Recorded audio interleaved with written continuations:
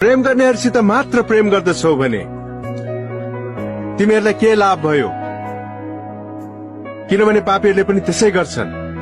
भलाइ गर्नेलाई मात्र भलाइ गर्दछौ भने तिमीहरूलाई के लाभ भयो? किनकि पापीहरूले पनि त्यसै गर्छन्। कसरी तिनलाई छुन सक्नु भएको होला?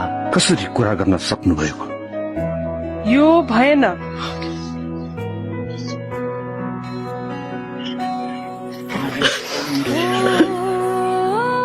होइन, आफ्ना शत्रुलाई प्रेम गर र तिनीहरूको भलाइ गर। पाउने आशा नराखी ऋण देऊ र तिमीहरूको इनाम ठूलो हुनेछ अनि परमप्रभुका सन्तान ठहरिनेछौ। किनकि उहाँ बैगुनी र स्वार्थीमाथि कृपालु हुनुहुन्छ।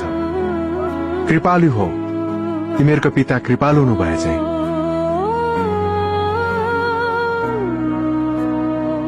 येशू हामीलाई बचाउनुहोस्। अरूको न्याय नगरेर तिमीहरूको पनि न्याय गरिने छैन। अरूलाई दोषी नठहराऊ र तिमीहरू दोषी ठहराइने छैनौ।